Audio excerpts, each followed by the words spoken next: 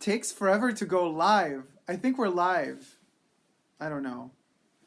If anybody's there, let me know.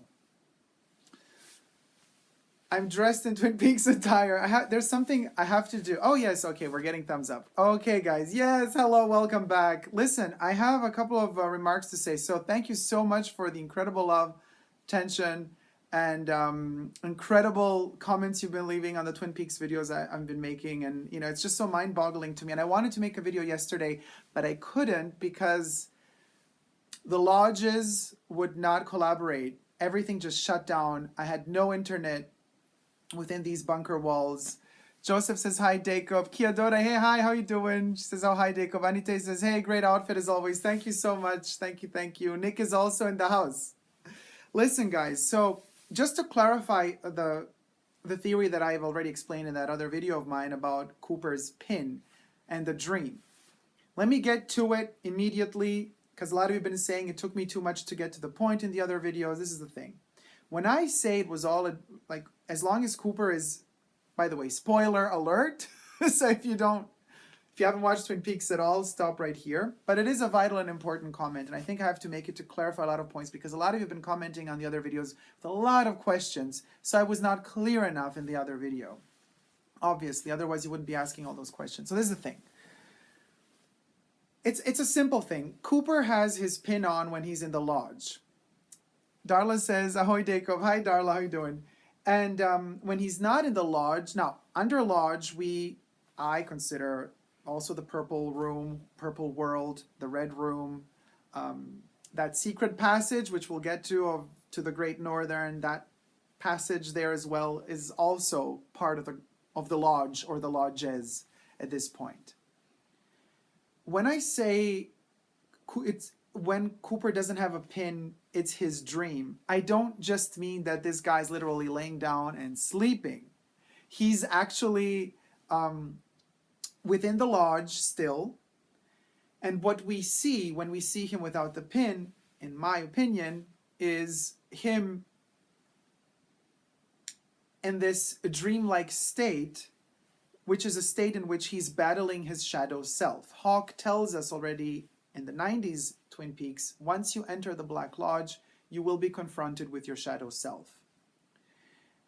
And it could eat you up. It can destroy you. It could annihilate your soul completely. You could spend a whole lifetime trying to battle it and to battle your shadow self and never win. It could win over you.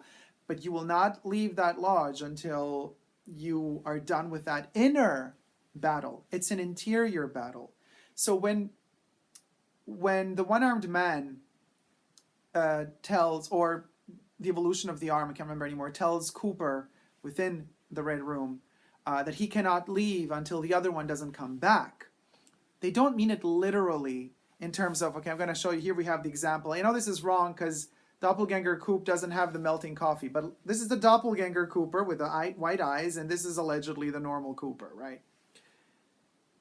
It's not, when Mike tells us the doppelganger has to return back into the lodge for the good Cooper to be able to exit the lodge, we don't mean it literally, physically. We mean it on a soul level. Once the real Cooper entered the Red Room, the Black Lodge, it's as if his soul has been fragmented and shattered into different pieces, scattered into different pieces. Now he's battling and fighting with himself. All of those scattered pieces, well, we think it's just two in the beginning, but there might be more. He's battling to get all of that back into himself. He's trying to recollect those pieces to become whole again. So indeed, when I say, the way I understand Mike saying, hey, the doppelganger has to return back into the lodge in order for this guy to exit, he never says has to come back into the lodge. Mike doesn't say he has to return back into the lodge. One has to come in. So he has to come in to the good Cooper again. They have to become one. In fact, if you see Andy sitting on the chair in the fireman's realm or space, he has this visual of these two Coopers, the good and the bad, kind of shaking into each other and opening up again and into each other. It literally means unity. Well, either this one will prevail or this, but this one can't really prevail because, in my personal opinion, the doppelganger, he just battles the coop to keep him in the lodge, to not let him exit, to just mess with his soul. I mean, let's not forget, doppelganger Coop is a part of Cooper. It's just the more evil side of him. But, so, just to make it clear, the mauve or purple world or room is still part of the lodge realm. That's why Cooper in part 3, when comes in contact for the first time with Nido, he still has his pin on, because he's still within the lodge realm. Only after he goes through electrical socket number 3 and enters this Rancho Rosa reality, do we have this kind of dreamlike state where he within himself is interiorizing this entire battle, and he starts to fight actively this doppelganger of his in order to win over him and get him back inside of himself. And there's a couple of things that prove my point as to all this being a dream. Not a dream in terms of sleeping, but this inner battle. Mike appears to the Cooper without the pin while he's in Las Vegas through these visions. But we've never had that in season 2, you know, like we did have some of the characters appear, like when Josie was killed, we have the man from another place dancing on the bed, and Bob kind of creeps from behind the bed. But the actual floor of the red room, the curtains, and Mike, you know, on the floor of the red room, like appearing to Cooper, who we think is Dougie, can only happen because, in my opinion, this is how I see it, Cooper in those scenes in Las Vegas where he doesn't have the pin, he's in the lodge interiorizing this battle with this guy, with his shadow self. And so it's like he's in this dreamlike state. So, but you see, Mike can be in front of him in the Black Lodge, in the Red Room, while Cooper is in this kind of like comatose state of battling his own shadow self. And then Mike sometimes manages to kind of get to his soul and contact or communicate with him from time to time. So that's why we have that Mike appearing to Cooper, even though Cooper we think is in Las Vegas, even though it's all a dream. Oh, Melinda, hey Melinda, how you doing, sweetie?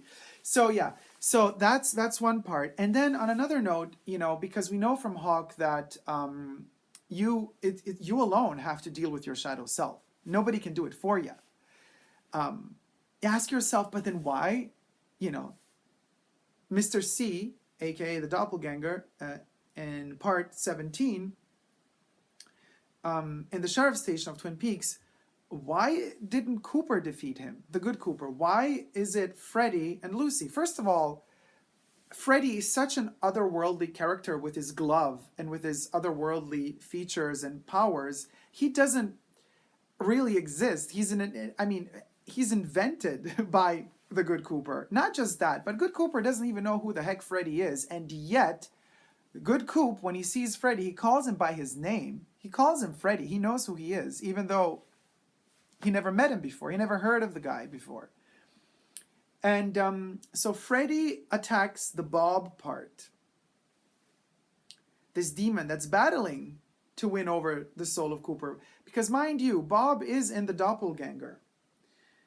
Or is kind of giving strength to the doppelganger, is fueling the doppelganger. But ultimately, I think his game is the doppelganger reuniting with Cooper so that Bob can actually possess Cooper, which doesn't happen, obviously. But I think Cooper concocted with his soul and his mind the vision of Freddy to battle Bob. And Lucy, it's not a coincidence that Lucy shoots Mr. C. Lucy, within this envisioned world of Cooper, while he's in the Black Lodge battling his shadow self, Lucy is the only character that's so pure and authentic, naive in many ways, but she has this purity of heart.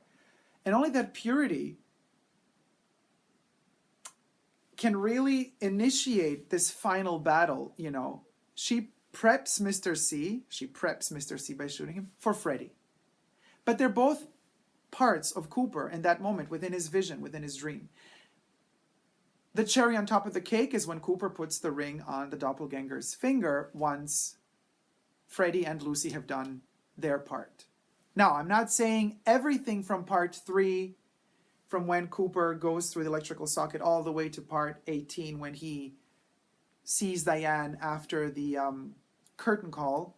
I'm not saying that all that in between was dreamlike, because what is a dream and what is the kind of the sequence of this interior battle of Cooper against his doppelganger, his shadow self, are all scenes that are directly related to the Cooper, Palmer, Lodge's storyline. But there are other storylines, and they did not have to be necessarily dreamt up and fake.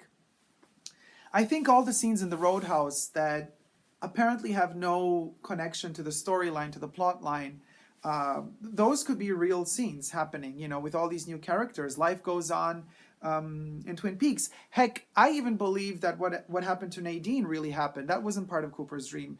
Dr. Amp, aka Dr. Jacoby, he might really be doing that in the Twin Peaks 1.0 reality. I've explained the difference between the Twin Peaks 1.0, 2.0, and 3.0 reality in another video of mine. But you know what I mean? I think that in part, up to a certain extent, the Ed and Norma part could have actually really happened, was not part of Cooper's dream, as was not Nadine's situation, as were not all of those kind of snippets, not all, but most of the snippets from the Roadhouse in the evenings before the music kicks in, before the songs kick in. And isn't it fascinating? Now, I know, you think, well, Cooper, if he's been in the Black Lodge all those years and, since he was in there since the 90s, how could he even have any notion of cellular phones, of smartphones? Because they do appear in some scenes where the scenes themselves are related to his storyline. I think that the subconscious of a human being can transcend just the limitations of the time that we kind of fell into this battle with our shadow self. He might have a notion of certain things, but notice that Lucy doesn't know how mobile phones work, because he concocted. Lucy exists within Twin Peaks season 1 and 2 in the reality 1.0, but in the Lodge reality where he's dreaming up his state of his battle with his shadow self, Lucy doesn't know how smartphones work. Neither does he, because he doesn't know how they work. If you notice, when he wakes up from the coma in the hospital, still without his pin on because he's still in his dreamlike state, but he's gathering that strength to finally battle his shadow self and win over it. When Bushnell, wants to communicate with the Mitchum brothers, Cooper doesn't dial the phone. He doesn't use the phone. He asks Bushnell to do it for him. That's another indication. But let's get to an interesting point, the point where a lot of people, and this is the delicate part of this theory, a lot of people have been telling me, but Dacob, how can you say that this was all a dream? Like, how do you explain right after the sheriff's office is done, almost finished, like we have the overimposed image of Cooper saying we all live inside a dream.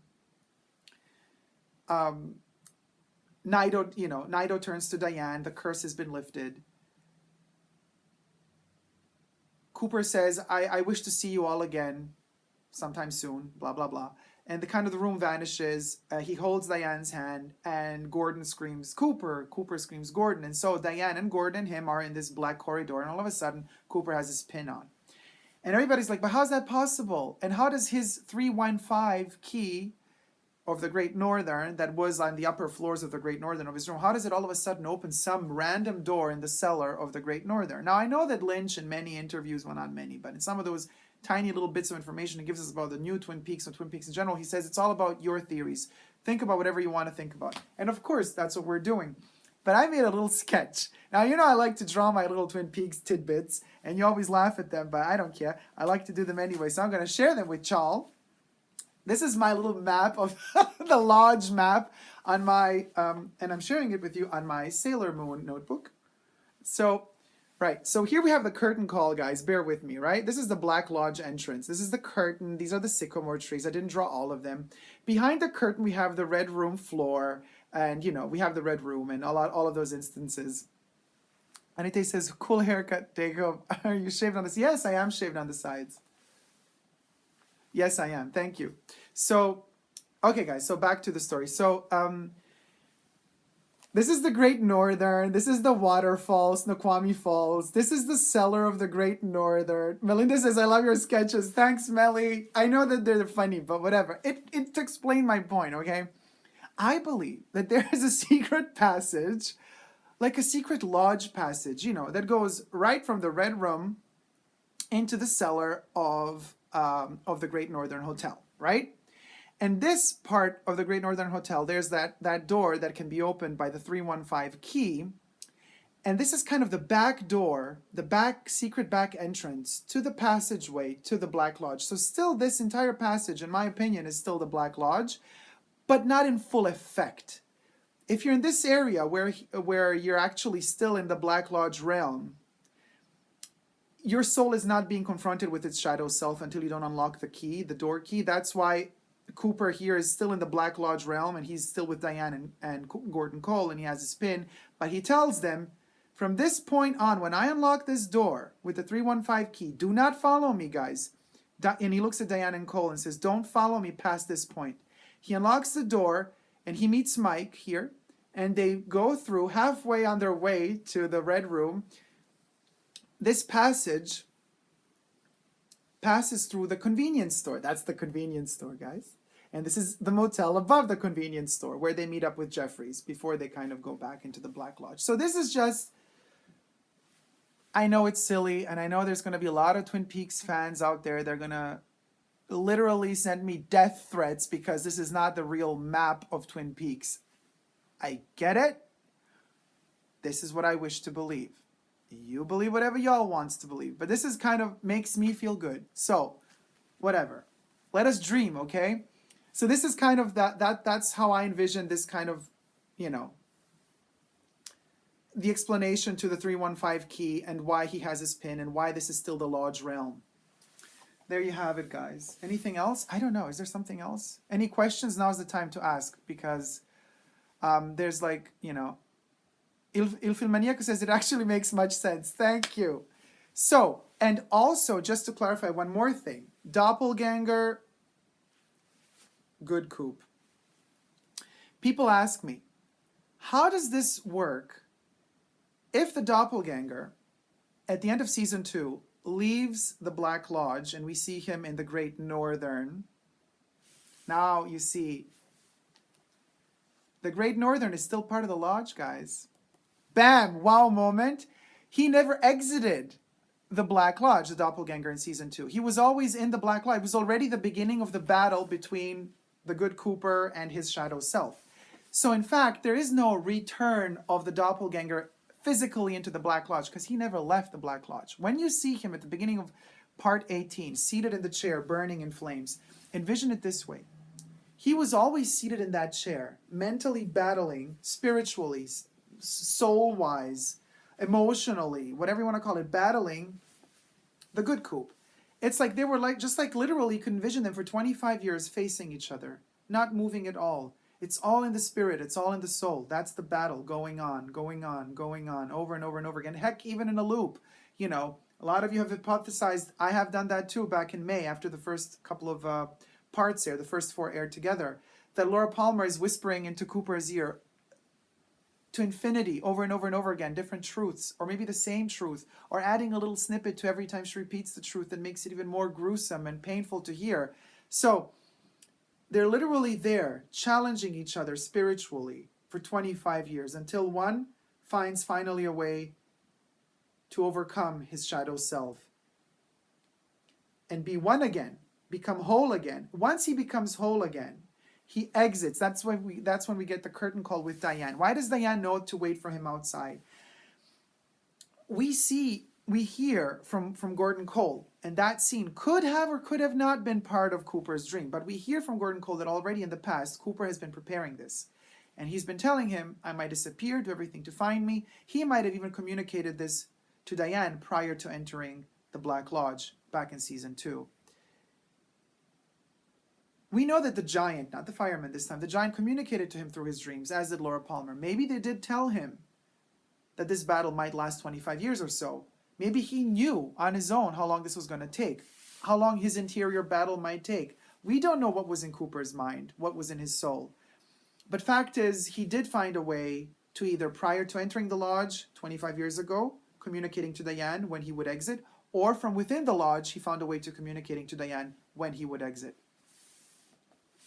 So now, again, since these two for 25 years never left the lodge, and he finally wins over his shadow self, and they become one again, he exits, we get the curtain call. Once he exits, notice the change in Cooper's behavior. Cooper, with the pin on, is not that, okay, let's have a coffee. He's different. He has a bit of him, and a bit of him, and a bit of Dougie. He's one again, and that is Cooper. He is that thing, that soul that has been shattered and for 25 years has been battling to put itself together again. And after 25 years, you're going to be different. You have so much behind you, so much more experience, so much more interior battles have been fought and won. Others have been lost. But in the bigger picture, you are whole again. And now you got to deal with it. And he's dealing with it the best way he can. And the best way he can is to try to rectify certain mistakes for other people. He doesn't want other people to have to go through all the shit that he went through, probably. That's why he warns Diane and Gordon Cole to not follow him in the Black Lodge. He doesn't want them to have to go through all that shit. And that's why I think he also wants to save Laura. Now, saving Laura, again, might be something that he's not doing physically because she's already dead as a human being. But if she were not to be a human being, but indeed was a creation of the fireman as a sort of light, a beacon of hope, this creature that's going to bring us some sort of hope in terms of fight and battle against evil, he's just trying to do his best to give as much power back to Laura as he can, because he wants to restore good. And I think at the end of the day, it's not really very relatable. It's not very important whether or not Laura in flesh and blood comes back to life or not. It's about whether or not Laura, as this beacon of light, as this entity of light and goodness, can be restored in its kind of as much as it can within its old light and positive, forceful self. So there you have it, guys. Sorry for the long monologue. Todd F says, I totes agree. Thank you, Todd. Melinda says, true, for all of us, have different parts. Oh, we all have different parts, yes. Tachyon Time Lord says, what message do you think Frost and Lynch were telling in Twin Peaks? Why does Ruby scream? Well, okay, listen, I don't know what they were trying to say. This is just my interpretation, but everybody can have their own. But I think in this video, I'm very clear about what my idea is. Il Filmaniaco, I think after Jeffries tells him how to find Judy, what happens to him with eyes closed and everything turning black and white is a spiritual death. Or a spiritual reawakening. Because spiritually, if we're really going to enter in these realms of spirituality, there is no such thing as death and birth. They really flow into one another. So you have to envision it as, birth is automatically, death is automatically a rebirth. Or birth is a death, is a re-death. It's almost like saying, spiritually speaking, what came first, the chicken or the egg? You got to be born to die, but you got to die sometime to be reborn. Now, we might not understand that, but spiritually speaking, that's the terminology.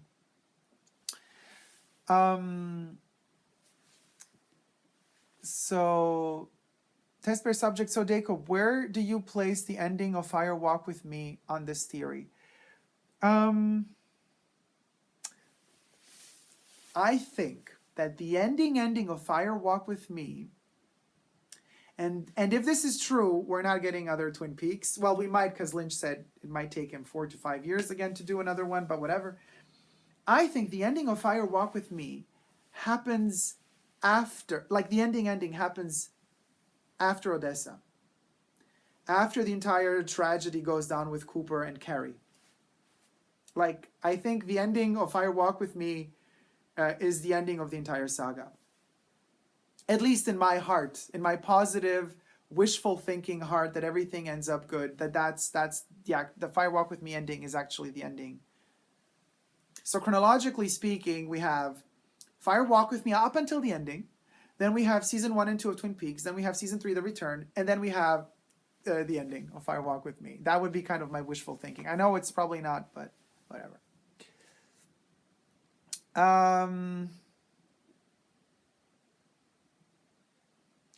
Linda Evans says, I love how you dissect everything, and I believe you are spot on. Thank you so much, Linda. I mean, I'm sure nobody's really spot on completely. Heck, I even think David Lynch left some things open for himself and others. But, I mean, to me, this makes sense. Maybe to others it won't make any sense, and I'm not an apologetic person to say I'm sorry for me or for you, but I am sorry if you have a different vision and you feel rage against me now, because I'm not a hateful person. I don't like rage. So I don't like if people throw shade back just because my theory doesn't match theirs, but whatever, live with it, I say. So Nick says, what about the monkey that says Judy at the end of Fire Walk With Me? Where does that take place?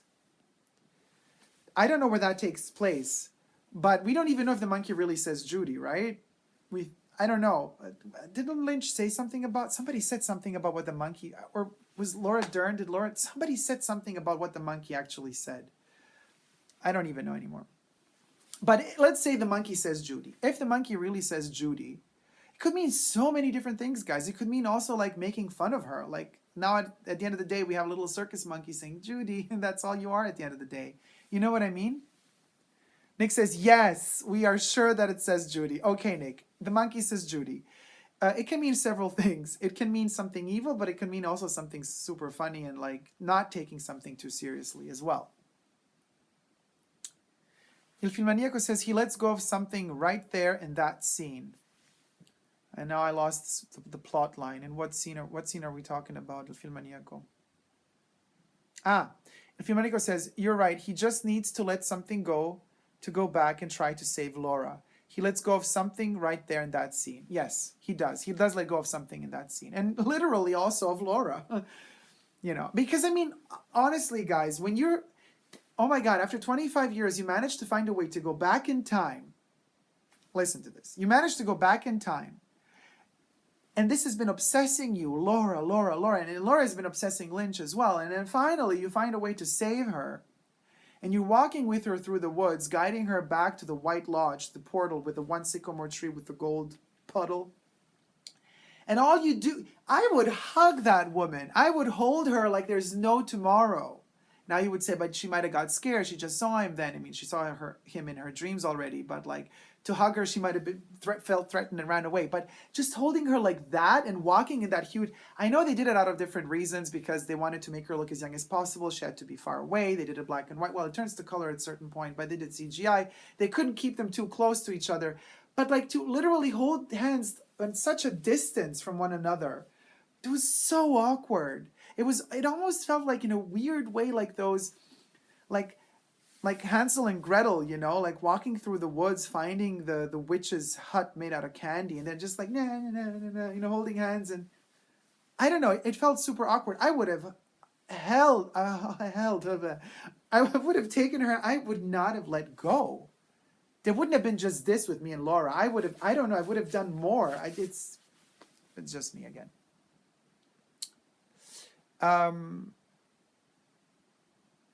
Fire Walk With Me, such a problem for season 3 theory, says Test Bear Subject. I don't think so. I love it as it is, and I really don't try to mix them too much in terms of continuity. They're just such beautiful pieces of art that stand independently. And the tidbits and the parts where they interact and touch each other is magic. And the parts where they don't touch each other is fine too, because each one of those works stands alone on itself. And that's just so beautiful to me. I don't see it as a threat that they don't bond and click in every single element. It just makes them that much more precious and that much more important within themselves, in their own realms and in their own times, when they were produced and made and acted for and written and filmed, you know? That's the beauty of it. That's also the beauty of time passing by. And yes, time passes by for all of us.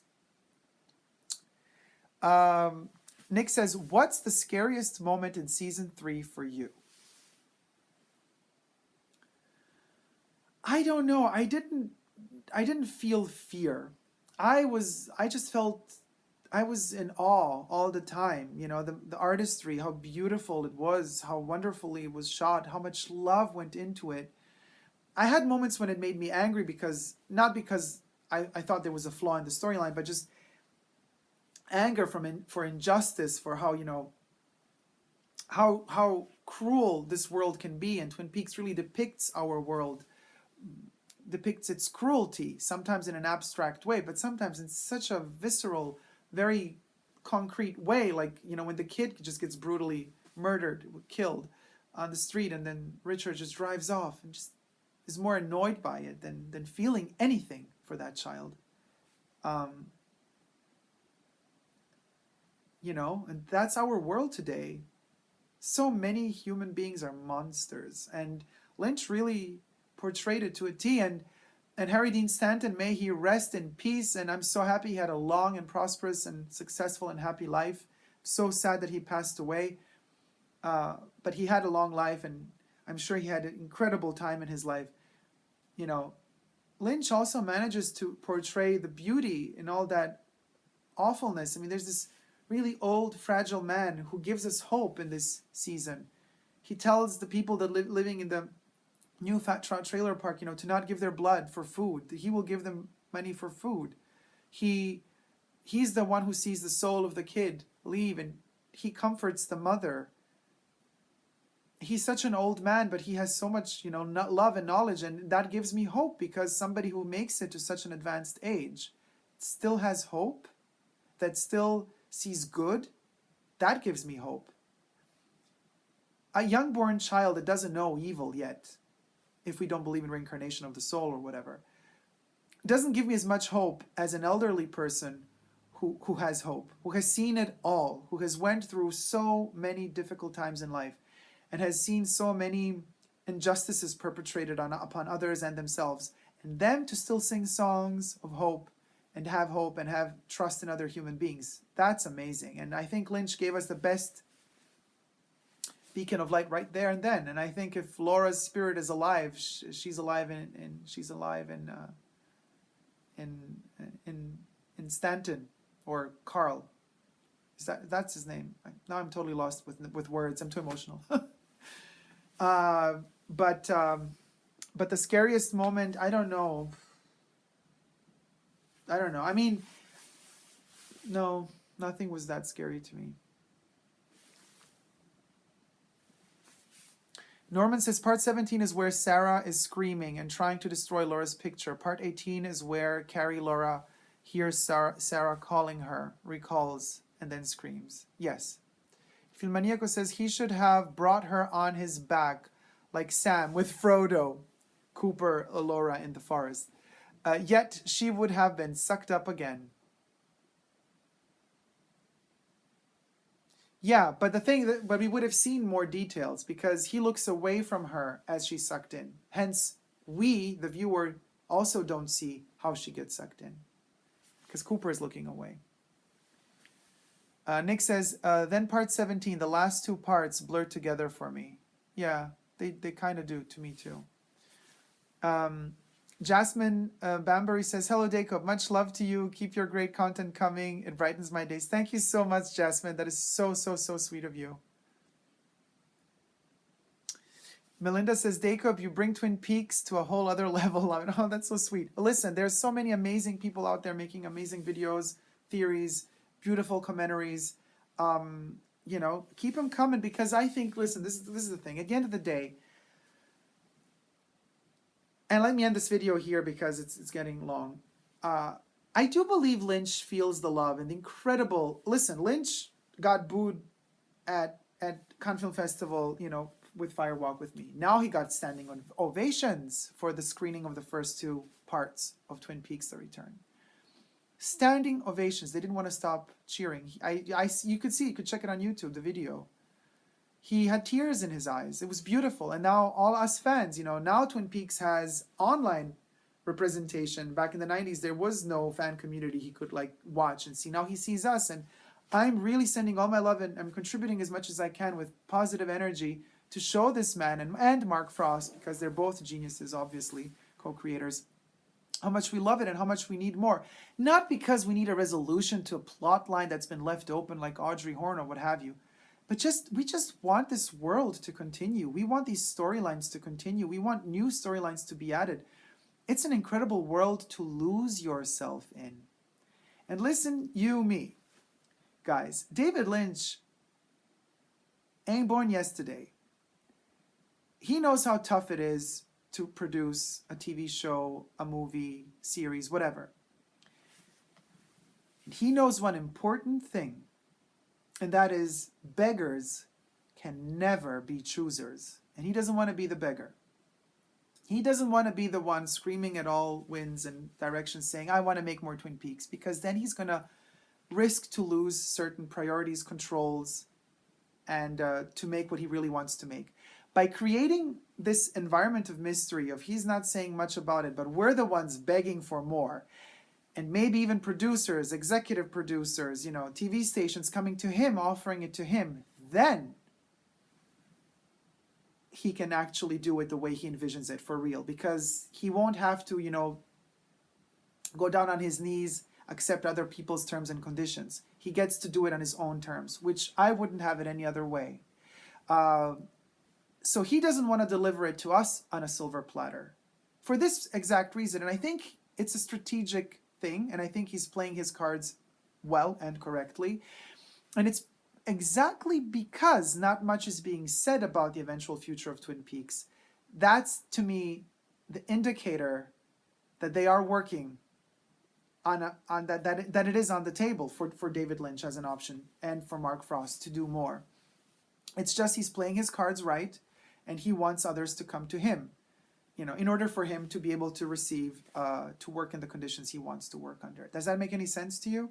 I think that's what's going down now. So things have been set in motion. Certain strategies have been set in motion, and I think they're gonna work out for the best.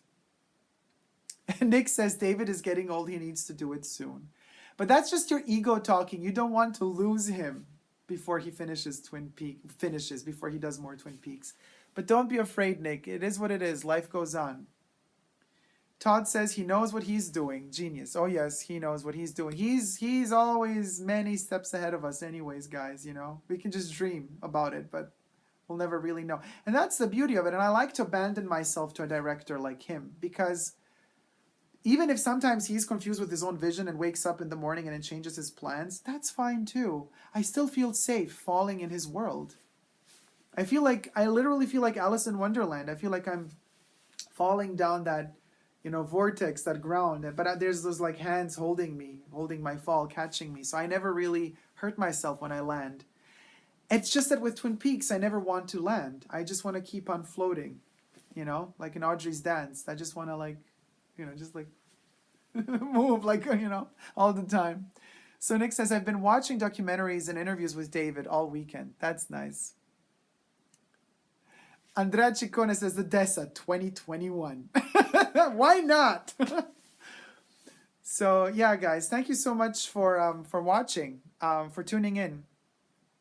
Jasmine says, have you ever wanted to make a TV program or film? Yes, I have. Yes, I have. Yes, I can't say more. Jan says the release of the Blu-ray is called Twin Peaks Season 3 and not Twin Peaks The Return Limited Edition. It is a good sign for Season 4. Yeah, but maybe, I don't know, they might even change the cover. It seems like I know David Lynch posted it on Twitter that like the 5th of December or beginning of December, the Blu-ray and the DVD set of Twin Peaks The Return will be released. I'm so happy for that. Can't wait. But I don't know. I mean, it seemed like the cover seems...